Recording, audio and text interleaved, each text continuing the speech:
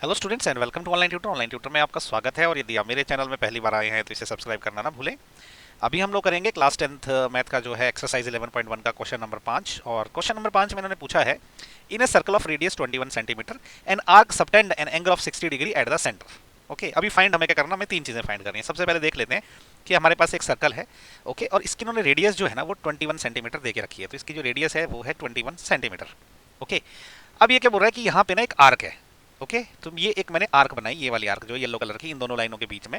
ये क्या कर रही है, सेंटर पे यहाँ पे जो एंगल बनाती है ना वो एंगल बन रहा है 60 डिग्री का। This angle is 60 degree. Okay, तो मान लीजिए इसका सेंटर जो है वो ओ है। अभी हमें तीन चीजें फाइंड करनी है। सबसे पहले ना length of the arc find कर लेते हैं, वन बाई वन करेंगे। तो पहला पार्ट करते हैं सबसे पहले। ओके, तो सोल्यूशन में हम सबसे पहले क्या करेंगे, फर्स्ट पार्ट करेंगे।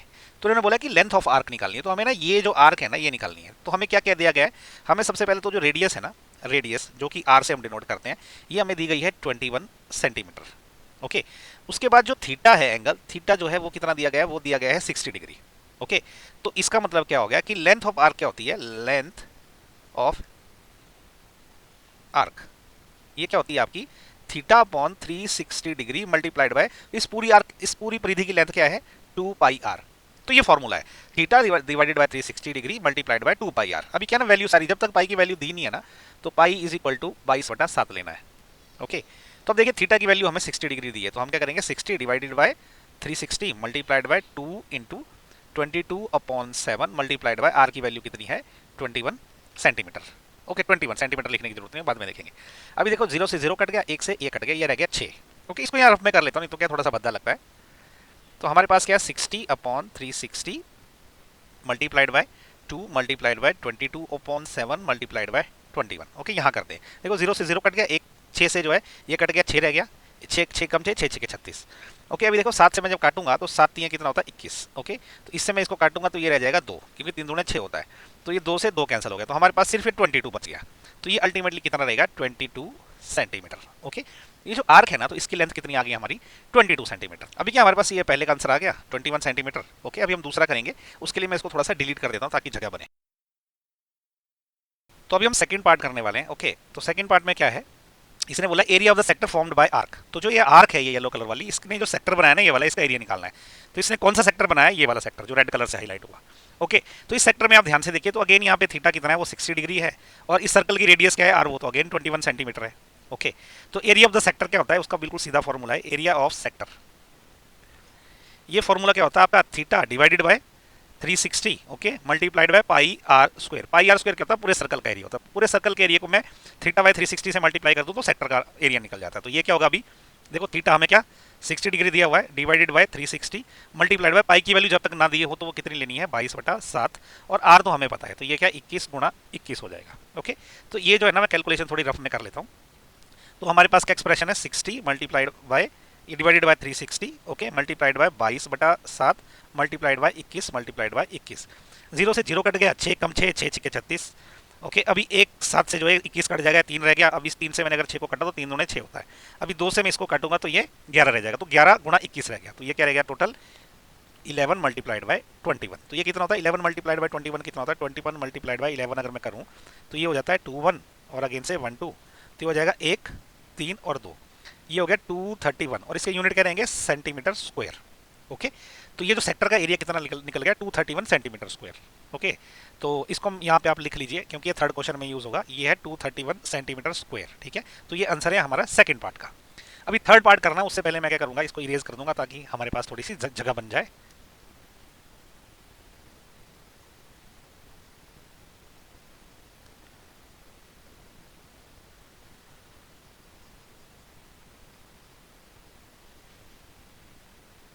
तो अभी हम थर्ड का सोल्यूशन करने वाले हैं। मेरे से गलती से सारा इरेज हो गया था, तो मुझे दोबारा से लिखना पड़ा है। अभी थर्ड का देखिए क्या है, थर्ड का सोल्यूशन भी बड़ा सिंपल है। इसमें हमें इन्होंने क्या बोला है कि area of the segment found by the corresponding chord. Okay, तो कॉरस्पॉन्डिंग कॉर्ड कौन सी, देखो ये है कॉर्ड, जो कॉरस्पॉन्डिंग कॉर्ड है। अब इसने जो सेगमेंट बनाई, याद रखिए सेक्टर नहीं सेगमेंट, तो सेगमेंट इसका कौन सा रहेगा, ये जो रेड कलर वाला बच गया ना ऊपर का, ये हमने एरिया निकालना है। तो इसका एरिया हम कैसे निकाल सकते हैं, ये जो पूरा सेक्टर का एरिया जो हमने इधर 231 निकाला है, जो रेड कलर में है, इसमें से अगर हम ये ट्रायंगल का एरिया माइनस करेंगे तो ये निकल जाएगा। इसको मैं अगर ए बी बोल दूं ना, तो कैसे, देखिए क्या होगा, अभी एरिया ऑफ सेगमेंट क्या होगा, एरिया ऑफ सेगमेंट जो हमें निकालना है, ये क्या रहेगा, इस पूरे सेक्टर का एरिया। ठीक है, तो एरिया ऑफ सेक्टर ओके, इसमें से मैं क्या करूंगा, देखो सेक्टर कौन सा है, रेड कलर वाला, उसमें से मैं ये ट्रायंगल का एरिया माइनस कर दूंगा। इसमें से क्या होगा कि एरिया ऑफ ट्रायंगल, कौन सा वाला triangle, O A B, O A B. Okay, अब देखो यहाँ पे एरिया ऑफ सेक्टर हमने निकाल रखा है 231 ऑलरेडी निकाल रखा है, इसमें से माइनस एरिया ऑफ ट्रायंगल क्या है 1/2 इंटू। अब देखो ट्रायंगल का एरिया कैसे निकाल सकते हो आप, इसका होता है जैसे अगर ए बी इसका बेस ले लूँ और ये समझो ये इसकी हाइट है, ठीक है, ये समझो ओ पे एम पे जाके इसको इंटरसेक्ट कर रही है, तो इसका क्या निकलेगा, हाफ इंटू बेस, बेस क्या है A B into height, height क्या है ओ एम। ओके, ट्रायंगल का एरिया तो यही होता है। अब आप एक चीज जो है रट लीजिए, ये जो बेस रहेगा ना इस तरह के किसी भी उसमें, वो पता कितना रहेगा आपका, वो रहेगा 2 into R into sine of, ये जो एंगल है ना इसका आधा, रट लीजिए, ये बहुत जगह याद काम आएगा आपका। ओके, इंटू ये जो हाइट है ना, हाइट आपकी क्या रहेगी 2 into R into cos of theta by 2, theta by 2। Okay, ये रट लो आप, 2 R sine theta by 2, 2 R cos theta by 2। Okay, ये है फॉर्मूला आपका बेस का और ये फॉर्मूला है आपका हाइट का, ये आप रट लो। ओके, तो अभी क्या निकल जाएगा, ये 231 माइनस 1/2 इंटू 2 इंटू आर की वैल्यू अभी हमें पता है वो है 21।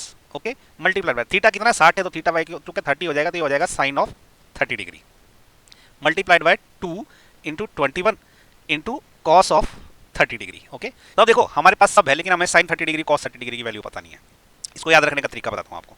आपने क्या करना है, ऐसे जीरो से गिनती शुरू करनी है, देखो 0 1 2 3 और 4 करना है, इसको 4 से डिवाइड कर देना है, सबको सबको आपने 4 से डिवाइड करना है और सबके स्क्वायर रूट भी ले लेने हैं। ओके, अब यहां से ना साइन हम यहां से देखते हैं, साइन तो ये 0। ओके, उसके बाद अगला होता है 30 डिग्री, अगला होता है 45 डिग्री, उसके बाद 60 डिग्री, उसके बाद 90 डिग्री। यहां से देखते हैं साइन। कॉस कहां से देखते हैं, ये कॉस है, कॉस यहां से इस तरफ को देखते हैं, ये होगा 0 डिग्री। ओके, ये होगा 30 डिग्री। ओके, ये होगा 45 डिग्री, ये होगा 60 डिग्री और ये होगा 90 डिग्री। ओके, अब कैसे देखना मैं आपको बताता हूँ। ये हो जाए इक्वल टू, अभी देखो 231 माइनस ये 2 से तो 2 कैंसिल हो गया, तो ये रह गया 21 इंटू साइन 30 डिग्री। कैसे निकालेंगे हम यहाँ से। ओके, यहाँ थोड़ा सा मैं रफ स्पेस बना देता हूँ इस जगह पे। देखो साइन 30 डिग्री कैसे निकलेगा, साइन ऑफ 30 डिग्री ये कैसे होता है, ये साइन वाली लाइन है, 30 डिग्री के नीचे क्या है 1/4 का स्क्वायर रूट, तो होगा 1/4 स्क्वायर रूट, ये कितना हो गया 1/2 हो गया। ठीक है, तो साइन ऑफ 30 डिग्री की वैल्यू क्या हो जाएगी 1/2 मल्टीप्लाइड बाय 2 इंटू ये 21 वैसे ही है multiplied by cos of 30 degree की वैल्यू कैसे निकलेगी। ओके, तो कॉस ऑफ जो 30 डिग्री है वो कैसे होगा, देखो ये है कॉस ऑफ 30 डिग्री, तो आप इस तरफ देखोगे तो ये 30 डिग्री है कॉस के लिए, तो ये 3/4 का स्क्वायर रूट है। ओके, तो 3/4 का स्क्वायर रूट है, तो ये क्या हो जाएगा स्क्वायर रूट 3/2, क्योंकि स्क्वायर रूट 4 तो 2 होता है, स्क्वायर रूट 3 तो स्क्वायर रूट 3 ही रहेगा, तो कॉस 30 की जगह क्या आएगा स्क्वायर रूट ऑफ 3/2, ऐसे होता है ये। ओके, अभी देखो इस 2 से ये 2 कैंसिल हो गया, अब ये क्या बच गया आपका 231 माइनस ये 21 और ये 21 रह गया, 21 multiplied by 21 multiplied by square root of 3 और डिवाइडेड बाय कितना लगेगा, एक 2 ये है, एक ये तो बाकी कुछ नहीं, ओनली 2 रह गया। ठीक है, अब इसको मल्टीप्लाई कर लेते हैं, 21 गुणा 21 कितना होता है 21 इंटू 21, ये क्या हो जाएगा, ये हो जाएगा 1 2 और ये क्या हो जाएगा 2 और 4, ये हो जाएगा 1 4 4, ये हो जाएगा देखो आपका ऐसा 231 माइनस ये पूरी ऊपर बन जाएगी 441, 21 गुणा 21 441 हो गया square root of 3 divided by 2, तो ये जो है ना ये आंसर आ गया मेरा। ओके, लेकिन किस में आएगा, क्योंकि ये भी एरिया ही है तो ये सेंटीमीटर स्क्वायर में रहेगा। सेंटीमीटर स्क्वायर क्यों रहेगा, क्योंकि हमारी जो रेडियस है वो सेंटीमीटर में, तो ये फाइनल आंसर निकला हमारा। ओके, तो आई होप आपको ये वीडियो पसंद आया, अगर पसंद आया होगा तो इसको लाइक शेयर और सब्सक्राइब जरूर करें। ओके, और कुछ डाउट है तो नीचे प्लीज़ कमेंट करके पूछिए। So thank you so much for watching my channel, thank you.